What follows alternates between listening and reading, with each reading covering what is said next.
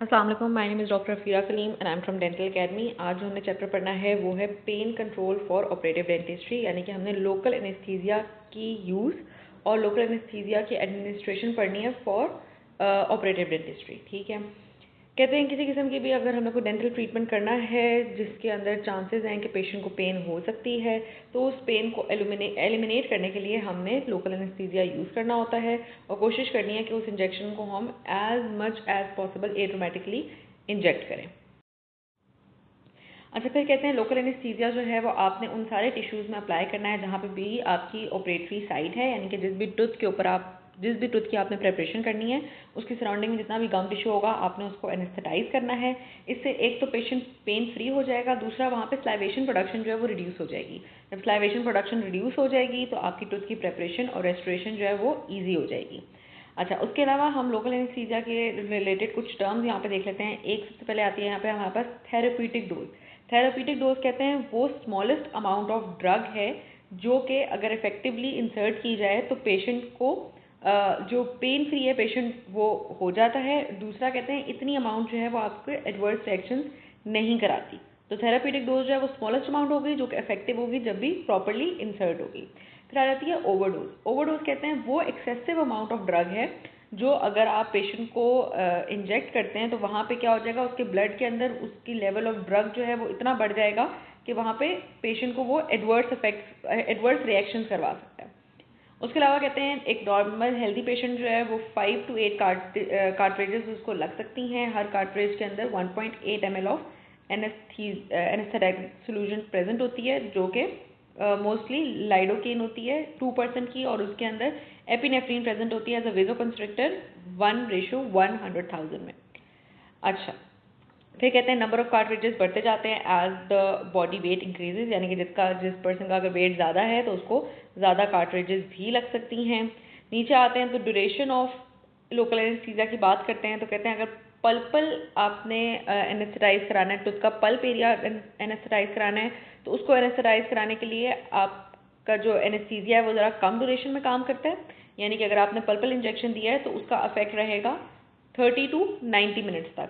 जबकि अगर आपका सॉफ्ट टिश्यू को आपने एनेस्थेटाइज किया है, यानी कि सिर्फ गम एरियाज को अगर आपने एनेस्थेटाइज किया है तो उसका जो ड्यूरेशन है वो ज़्यादा रहती है, जो कि कह रहे हैं 1 to 9 आवर्स तक वो एरिया एनेस्थेटाइज रहता है।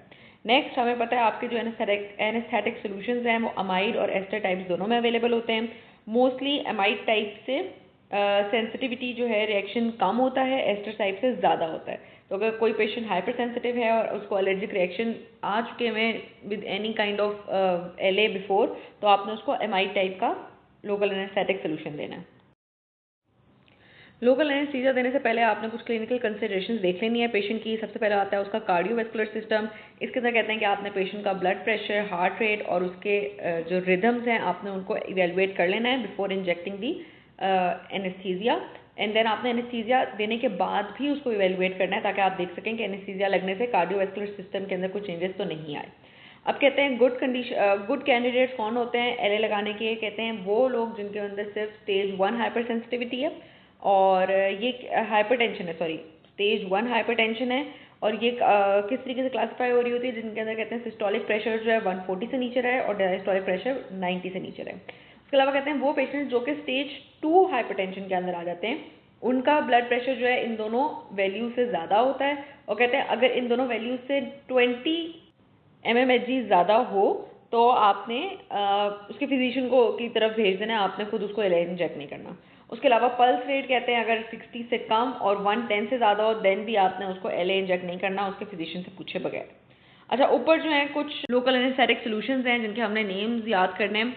शॉर्ट ड्यूरेशन वाले कौन से होते हैं, यानी कि जो कम जल्दी एक्ट कर जाते हैं और जल्दी से उनका जो असर है वो वेयर ऑफ हो जाता है। हमारे पास मेपिवकेन और प्रीलोकेन है बाय इन्फिल्ट्रेशन, यानी कि इन्फिल्ट्रेशन के तौर पर दी जाए रेदर देन नर्व ब्लॉक, तो इनका असर जो है सिर्फ 30 मिनट तक रहता है। फिर इंटरमीडिएट ड्यूरेशन यानी कि पल्पल एनेस्थीसिया 60 मिनट तक रहेगा। इसके अंदर आ जाएंगे आपके पास आर्टिकेन, लाइडोकेन, मेपिवकेन प्लस लेवोनॉर्डिफ्रिन, और उसके अलावा प्रिलोकीन अगर दी जाए नर्व ब्लॉक से, तो इनका जो असर है वो इंटरमीडिएट ड्यूरेशन के लिए रहता है, और लॉन्ग ड्यूरेशन वाली जो है वो बुपीवकेन होती है। ठीक है, तो मेनली वैसे बुपीवकेन के बारे में ही पूछा जाता है जो कि लॉन्गेस्ट ड्यूरेशन वाली होती है। अच्छा, नीचे आ जाएँ तो कहते हैं अगर पेशेंट को किसी किस्म की कोई वेल्वुलर हार्ट डिजीज़ है या बैक्टीरियल एंडोकार्डाइटिस की उसकी हिस्ट्री है तो आपने प्रोफाइलेक्टिक एंटीबायोटिक्स दे के कोई भी प्रोसीजर शुरू करना है, ठीक है। सीएनएस सिस्टम और रेस्पिरेटरी सिस्टम की तरफ आएँ तो कहते हैं जो आपका एनेस्थेटिक सॉल्यूशन होती है वो क्या कर सकती है, समटाइम्स सीएनएस को डिप्रेस कर सकती है। माइल्ड टू मॉडरेट अगर ओवरडोज हो जाए तो पेशेंट के अंदर एक्साइटेशन और ड्राउजीनेस देखी जा सकती है। एक्साइटेशन के अंदर कहते हैं पेशेंट बहुत ज़्यादा टॉकेटिव हो जाता है, एप्रीहेंसिव हो जाता है, स्वेटिंग हो सकती है, उसका ब्लड प्रेशर एलिवेट हो सकता है, हार्ट रेट एलिवेट हो सकता है। मॉडरेट टू हाई ओवरडोज हो जाए अगर पेशेंट को तो पेशेंट को सीजर्स आ सकते हैं टॉनिक क्लॉनिक। उसके अलावा जनरलाइज्ड सीएनएस की उसकी डिप्रेशन हो सकती है, ब्लड प्रेशर उसका डिप्रेस हो सकता है, हार्ट रेट रिड्यूस हो जाएगा, रेस्पिरेटरी रेट रिड्यूस हो जाएगा। तो मिनिमल टू मॉडरेट के अंदर ये सब चीज़ें एलिवेट हो रही थी और मॉडरेट टू हाई ओवरडोज के अंदर ये सब सीएनएस की चीज़ें डिप्रेस होने लग जानी है, ठीक है। अच्छा, उसके अलावा एलर्जिक रिएक्शन भी आ सकता है, कहते हैं कुछ एनेस्थेटिक सॉल्यूशन से। तो आपने पेशेंट से पहले पूछ लेना है कि उसको किसी एलए से किसी किस्म की कोई एलर्जी तो नहीं है। अगर पेशेंट कहता है एलर्जी है तो पहले आपने उसकी इवैल्यूएशन करके उसका स्किन टेस्ट करके आपने उसको कोई भी सोल्यूशन देनी है, क्योंकि अगर पेशेंट को एलर्जी है तो चांसेस हैं कि उसको एनाफिलेक्टिक शॉक भी हो सकता है इन दी एलर्जिक रिएक्शन, जिसकी वजह से उसकी जो लाइफ है वो खतरे में आ सकती है। अच्छा, उसके अलावा कहते हैं अगर आप फास्ट इंजेक्शन इंजेक्ट करते हैं या इंट्रावेस्कुलर इंजेक्शन इंजेक्ट कर सकते हैं तो इसकी वजह से भी एलर्जिक रिएक्शन आ सकता है। कहते हैं मोस्टली पेशेंट को अगर एलर्जी होती है किसी एलए से तो वो एक्चुअल में उसके बायसल्फेट से हो रही होती है, बायसल्फाइड से हो रही होती है। बायसल्फाइड जो है वो एक एंटीऑक्सीडेंट प्रेजेंट होता है किसी भी एनेस्थेटिक कार्ट्रिज के अंदर, और ये इसका काम क्या होता है, ये आपकी वेजोकंस्ट्रिक्टर को प्रिजर्व करवा रहा होता है, ठीक है। अच्छा, अब आ जाते हैं बेनिफिट्स ऑफ लोकल एनेस्थीसिया, जो कि एक वाहिद मुझे लगता है इस चैप्टर का एक इंपॉर्टेंट टॉपिक है, उसमें से यूट्यूब बन सकता है। क्यों हम लोकल एनेस्थीसिया दे रहे हैं? सबसे पहले तो कहते हैं लोकल एनेस्थीसिया लगाने से पेशेंट जो है वो आपका कोऑपरेटिव हो जाता है, उसकी एंजाइटी रिड्यूस हो जाती है, उसकी टेंशन रिड्यूस हो जाती है, क्योंकि उसको पता है अब उसको पेन नहीं होनी। उसके अलावा कहते हैं पेशेंट जो है वो काफ़ी कोऑपरेटिव एटीट्यूड के अंदर आ जाता है, वो फिजिकली और इमोशनली रिलैक्स हो जाता है, जिसकी वजह से डॉक्टर जो है वो काम इन्वायरमेंट में काम कर सकता है। अच्छा, उसके अलावा कहते हैं स्लाइवेशन कंट्रोल। अभी हमने पहले भी पढ़ा है कि एलए लगाने से जो आपका स्लाइवा है उसकी प्रोडक्शन रिड्यूस हो जाएगी। जब स्लाइवा की प्रोडक्शन रिड्यूस हो जाएगी तो सारा जो रेस्टोरेशन का काम है वो इजी हो जाएगा। उसके बाद आता है हीमोस्टेसिस। अब चूंकि हमें पता है एलए के अंदर वेजोकंस्ट्रिक्टर प्रेजेंट होता है, उससे क्या होता है कि जिस एरिया में भी आप काम कर रहे होंगे वहाँ पे ब्लड फ्लो जो है वो रिड्यूस्ड हो जाएगा।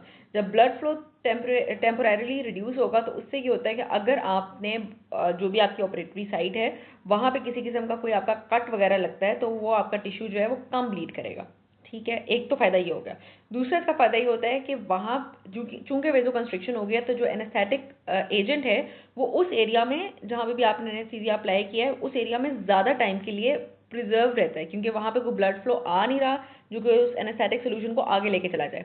तो जब एनेस्थीसिया एक ही जगह में ज़्यादा टाइम के लिए कंसनट्रेटेड रहता है तो प्रोलॉन्ग टाइम के लिए आपकी जो एनेस्थीसिया है वो अचीव्ड रह सकता है, ठीक है। दूसरा फ़ायदा ये हो गया। तीसरा फ़ायदा ये है, कहते हैं ये जो एनेस्थेटिक सोल्यूशन जब पेशेंट की ब्लड यहाँ पे आ नहीं रहा और एनेस्थेटिक सोल्यूशन कहीं आगे जा नहीं रहा तो उससे क्या होता है पेशेंट के ब्लड लेवल उस एनेस्थेटिक सोल्यूशन से रिड्यूस्ड रहता है, मतलब उसके ब्लड लेवल में वो एनेस्थीसिया का सोल्यूशन नहीं आ रहा होता सिस्टमेटिकली। तो ये तीन फायदे आ जाते हैं एपिनेफ्रीन से या वेजोकंस्ट्रिक्टर यूज़ करने के along with the LA solution. अब कहते हैं विदाउट एपिनेफ्रीन जो है आपका अगर 1 ml ऑफ लाइडोकेन यूज़ किया जाए ऑफ 2% तो वो सिर्फ 5 to 10 मिनट्स तक लास्ट करेगा, लेकिन विद एपिनेफ्रीन ये जो एनेस्थीसिया का असर है वो 40 to 60 मिनट्स तक लास्ट कर सकता है। लास्ट में आ जाती है हमारी ऑपरेटर एफिशिएंसी। कहते हैं जब पेशेंट को एलए लगा हुआ होता है तो ऑपरेटर जो है वो ईजीली सक्सेसफुली पेशेंट की टूथ प्रेपरेशन कर सकता है, उसकी रेस्टोरेशन कर सकता है, क्योंकि पेशेंट की कॉपरेशन जो है वो बढ़ जाती है विद द डेंटिस्ट, और जो पेशेंट होता है वो काफ़ी ज़्यादा काम रहता है इन दिस एनवायरनमेंट। अब लास्ट टॉपिक इसके अंदर आ जाएगा एडमिनिस्ट्रेशन का। सबसे पहले साइकोलॉजी को डिस्कस किया हुआ है, इसमें वही वाली बातें हैं ऊपर जो की हुई हैं कि आपने पेशेंट को जब भी इंजेक्शन लगाना है तो आपने पहले उसको बहुत ज़्यादा रीअश्योर कर देना है कि उसको किसी किस्म की पेन नहीं होगी। आपने कंसिडरेट रहना है, पेशेंट को किसी किस्म की कोई ऐसे टर्म्स यूज़ नहीं करने जिनसे पेशेंट डर जाए, जैसे कि नीडल प्रिक पेन, ठीक है। उसको आपने पेशेंट को रीअश्योर करवा के ही आपने उसको नीडल प्रिक करनी है, क्योंकि इसी से फिर पेशेंट का जो पेन का थ्रेशोल्ड है वो कम हो जाता है। नेक्स्ट हमारे पास आते हैं कुछ प्रिंसिपल्स में कहते हैं आपने इनफिल्ट्रेशन एनेस्थीसिया यूज़ करना है for maxillary teeth. Infiltration anaesthesia क्या होता है कि आप नियर दी नर्व एंड्स अपना जो एनेस्थीसिया है वो अप्लाई कर रहे होते हैं, नर्व ट्रंक को नहीं ब्लॉक कर रहे, सिंपली नर्व एंड्स के पास पास आप अपनी एनेस्थीसिया सोल्यूशन को छोड़ रहे होते हैं, ठीक है। अब इसको हम फील्ड ब्लॉक भी कह रहे हैं और सुप्रा पेरियोस्टियल एनेस्थीसिया भी कह रहे हैं, और ये आपके मैक्सिलरी टीथ के अंदर यूज हो रहा होता है। उसके अलावा फिर आता है हमारे पास कंडेंसेशन एनेस्थीसिया। कंडेंसेशन एनेस्थीसिया जिसको हम नर्व ब्लॉक कहते हैं, इसके अंदर आपने नर्व ट्रंक के नियर अपना एनेस्थेटिक सोल्यूशन देना होता है, और ये जो है इंजेक्शन ये आपकी जो भी आपकी ऑपरेटरी साइड होती है उससे डिस्टेंस पे जाके लगता है। हमें पता है अगर हमने कोई 5 लोअर 5 पे लोअर 4 पे काम करना है तो भी हमें ब्लॉक देना होता है। ब्लॉक कहाँ लग रहा होता है, नर्व ब्लॉक, और आपकी साइड वो कहाँ है, ठीक है। और ये कहाँ पे यूज़ हो रहा होता है, मैंडिबुलर टीथ के लिए यूज़ हो रहा होता है। उसके अलावा कहते हैं जब भी इंजेक्शन लगाएं तो कोशिश करें कि पेशेंट को ऐसी स्पाइन पोजीशन में रखें ताकि उसको वेजोवेगल सिंकपी ना हो जाए, और उसके ब्रेन की तरफ जब आप उसको क्या कहते हैं सुपाइन पोजीशन में रखेंगे तो उसकी ब्रेन की तरफ उसका जो ब्लड फ्लो है वो प्रॉपर रहेगा।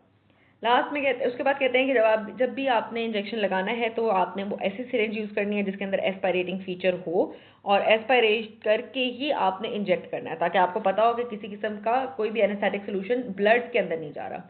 अगर आप एस्पायरेट करते हैं यानी कि नीडल को वापस की तरफ खींचते हैं, अगर वो किसी वेसल के अंदर होगी तो नीडल के अंदर आपकी सिरिंज के अंदर ब्लड आ जाएगा, ठीक है। तो आपने एस्पायरेट करके ही इंजेक्ट करना है। और उसके अलावा कहते हैं कि आपने कभी भी इन्फेक्टेड साइड के ऊपर इंजेक्शन नहीं देना। एक तो उससे मसला ये होता है कि risk of spreading of infection का चांस बढ़ जाता है। अगर आप डायरेक्टली इन्फेक्शन साइड के अंदर इंजेक्शन डालेंगे तो चांसेस है वहाँ से इन्फेक्शन स्प्रेड करने लग जाए। और दूसरा मसला ये आता है कि जो इन्फेक्शन साइड होती है उसका जो पीएच होता है वो एसिडिक होता है, और ये जो हमारे एनेस्थेटिक सोल्यूशंस हैं ये एसिडिक सोल्यूशन में काम नहीं करते, बेसिक सोल्यूशन में करते हैं, ठीक है, बेसिक एरिया में करते हैं। तो जब एसिडिक एरिया में आपका इंजेक्शन जाता है तो वहाँ पे असर ही नहीं होता है एनेस्थीसिया का। उसके अलावा हमें पता है हमें डिस्पोजेबल नीडल्स यूज़ करनी चाहिए। जब भी आपका कोई न्यू पेशेंट आए तो आपने न्यू स्टेराइल नीडल यूज़ करनी है। नीडल को कभी भी फुल लेंथ अंदर तक नहीं डालना सॉफ्ट टिश्यू के अंदर, ठीक है। उसका कभी भी ऐसा नहीं होना चाहिए कि फुली नीडल आपके सॉफ्ट टिश्यू के अंदर गई हुई हो। मैक्सिलरी दांतों के लिए हम यूज़ करते हैं 30 गॉज की शॉर्ट नीडल जो कि हम इन्फिल्ट्रेशन में यूज़ कर रहे थे, और अगर हमें इंफीरियर एल्वेओलर नर्व ब्लॉक देनी है मैंडिबल के अंदर तो हमने यूज़ करनी है 27 गॉज की लॉन्ग नीडल। अच्छा, उसके अलावा जो है इसके अंदर कोई ख़ास बात है।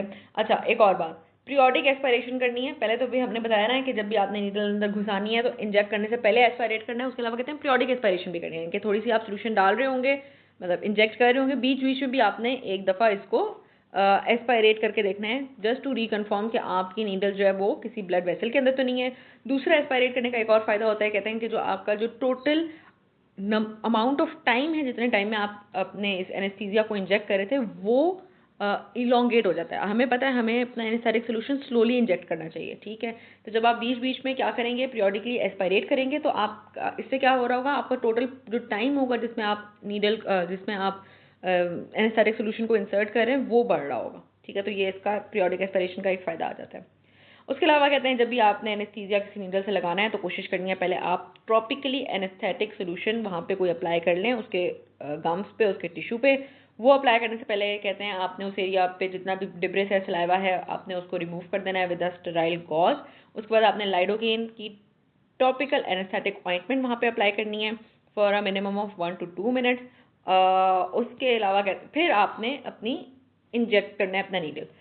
इसके अलावा पेनलेस इंजेक्शन जो है वो कैसे अचीव हो सकता है, कहते हैं पहले तो आप ट्रॉपिकल एनेस्थेटिक सोल्यूशन वहाँ पे अप्लाई करें, उसके बाद शार्प नीडल्स यूज़ करें, जितनी शार्प नीडल होगी उतनी आपकी स्मूथ प्रिक होगी, और लास्ट में स्लो डेपोजिशन रेट होना चाहिए जो कि कहते हैं 60 सेकेंड्स पर कार्ट्रेज, यानी कि एक कार्ट्रेज को इंजेक्ट करने के लिए आपको 60 सेकेंड्स अगर आप अप्लाई करेंगे तो आपकी अप्रोप्रिएट स्पीड होगी। तो जितनी स्लो रेट ऑफ डेपोजिशन होगा उतना पेन फ्री रहेगा पेशेंट। अच्छा, लास्ट में आ जाती है हमारे पास इंजेक्शन साइड मैक्सिलरी इन्फिल्ट्रेशन के लिए। तो इसको समझने के लिए हम यहाँ पे नीचे एक फिगर दी हुई है उसको देख लेते हैं। तो जब भी आपने मैक्सिलरी इन्फिल्ट्रेशन करनी है अपर टीथ की तो आपने लिप को कर देना है फुली टॉट, ऊपर की तरफ अपवर्ड एंड आउटवर्ड आप लिप को उठा लेंगे, खींच लेंगे। अब आपके सामने आ जाएगा पेशेंट का म्यूजोबक्कल एरिया, ठीक है, सॉरी बक्कल एरिया, म्यूकोबक्कल एरिया, ठीक है। अब इसके अंदर जो आपने नीडल की डायरेक्शन होनी चाहिए एंट्री की वो बिल्कुल परपेंडिकुलर टू द टूथ होनी चाहिए, रेदर देन कहते हैं आप इसको parallel to the tooth surface डालें। अगर कहते हैं अगर आप पैरेलल डालेंगे इस तरीके से, उससे क्या होता है कि आपकी जो नीडल होती है वो आपके पेरियोस्टियम के काफ़ी करीब आ सकती है और वो पेरियोस्टियम को भी चीर सकती है, इंजर्ड कर सकती है। तो आपने हमेशा नीडल को इस तरीके से डालना है जो कि आपकी परपेंडिकुलर रहेगी आपकी टूथ की डायरेक्शन से। और आपका जो लिप होगा वो बिल्कुल ऊपर की तरफ टॉट हुआ हुआ होगा। ठीक है, ये बस इन्होंने इसकी इन्फिल्ट्रेशन की ही टेक्निक यहाँ पे बताई हुई है। क्लिनिकल नोट्स में देखते हैं, स्लो डेपोजिशन जो है वो मोस्ट इंपॉर्टेंट है, उसके अलावा एस्पायरेशन सेकंड मोस्ट इंपॉर्टेंट है। ओवर रैपिड डेपोजिशन नहीं करनी, कहते हैं अगर 30 सेकंड्स के अंदर आप एक पूरी कार्ट्रेज एम्प्टी कर देंगे तो उससे क्या होता है, पेशेंट का सॉफ्ट टिश्यू बहुत रैपिडली सेपरेट हो सकता है और वहाँ पे टिश्यू प्लेन्स जो है वो अलग हो सकते हैं। ठीक है, नॉर्मल टिश्यू प्लेन कभी कभार होता है, अगर आप बहुत जल्दी से इंजेक्ट कर दें तो पेशेंट का जो मिकोजा होता है वो सारा वहाँ से फूलने लग जाता है, और उसके अलावा पेशेंट के लिए एक अनकंफर्टेबल भी होता है। और अगर आप टू फास्ट एक वेसल के अंदर इंजेक्ट कर रहे होंगे तो उससे आपके एडवर्स रिएक्शंस भी आ सकते हैं। बस यही इस चैप्टर के अंदर वैसे पढ़ने वाली बातें हैं। इतना इंपॉर्टेंट ये चैप्टर यहाँ से करने का नहीं है जितना हम इसको वैसे कर लेंगे लोकल एनेस्थीसिया जब हम अपना सर्जरी में पढ़ते हैं, तो यहाँ से बस ये इतना ही पढ़ लें तो भी काफ़ी है।